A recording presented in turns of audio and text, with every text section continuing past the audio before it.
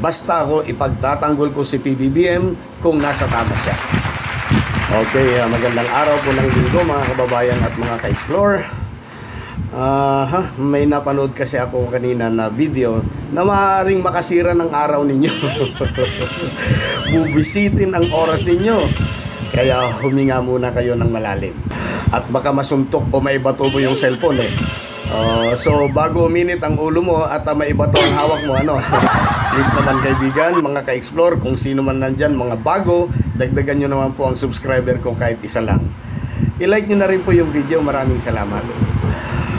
Okay, napanood ko kanina itong ungas. Video ng isang ungas. Ito yung isa ba na sinampahan ni dating Senator Trillanes ng kaso, na baka malapit na itong makulong pag nagkataon. Yari ka, boy. Ang topic niya dito ay comparison between Duterte and PBBM.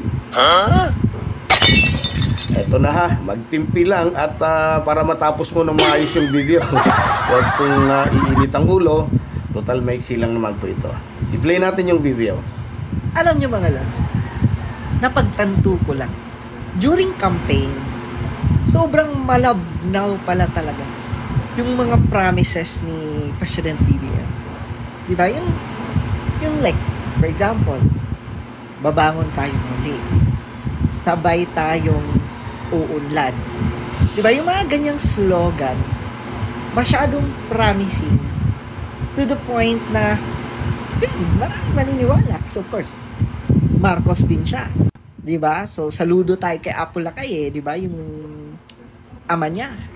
So tayo naman, 'di ba? Amazed na amazed. Pero naisip ko lang mga lords, magkaiba talaga sila ni former President Rodrigo Duterte. Pansinin mo yung during campaign din ni Tatay Digong. 'Di ba? Specific si Tatay Digong sa gusto niyang mangyari. Di ba, during campaign, ano ang sinabi ni Tatay Digong? Specific siya, di ba? Droga. Sugpuin niya ang droga, sugpuin niya ang korupsyon.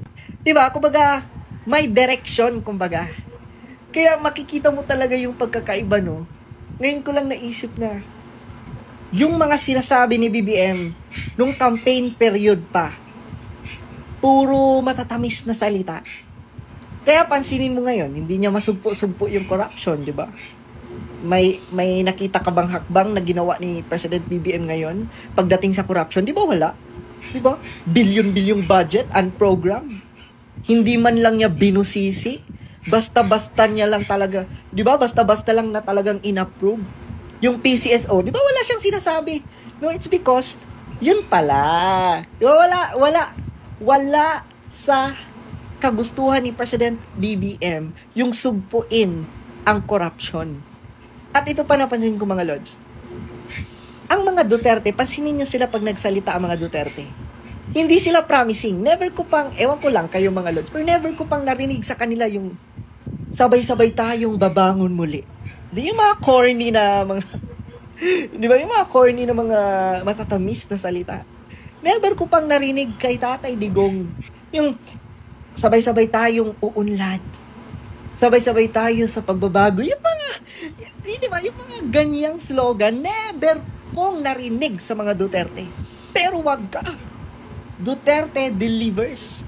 Di ba? Kaya ngayon ko lang na-realize di ba? Yung mga politiko, di ba? Yung mga gahaman sa kapangyarihan, pansinin mo yan, sila tambaluslos, di ba?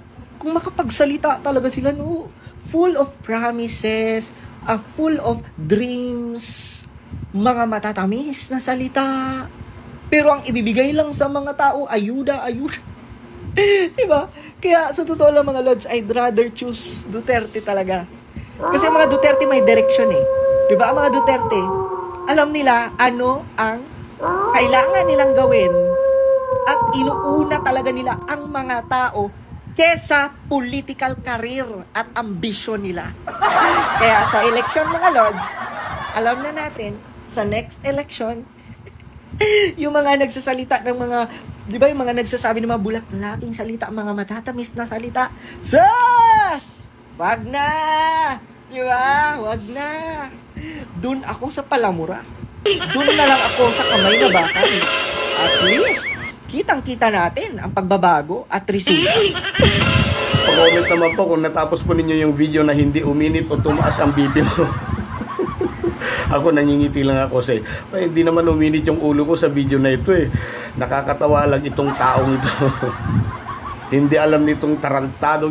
Sorry po sa salita pero yan yata ang totoo. Hindi niya alam ang kanyang pinagsasabi eh. Pag ito po ay binigyan ko na reaksyon, baka kulang yung 2 oras. Wala namang alam sabihin kundi Tatay Digong. Dagdag trabaho nga ni PBBM ang mga kapalpakan ng nakaraan eh. Hoy, Bugoy! 2 taon pa lamang si PBBM pero halos nalagpasan na nga niya. Kung ano man ang mga nagawa ng dating administrasyon, lintian. Kaya ako sinabing nalagpasan, para maging fair naman po tayo, kasi meron naman din talaga nagawa ang dating administrasyon.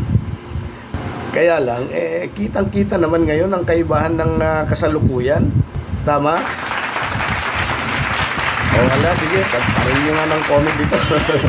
Sang-ayon ka man o hindi, basta gawin lamang na respectful naman ang bawat komento. Maraming salamat po muli sa panonood.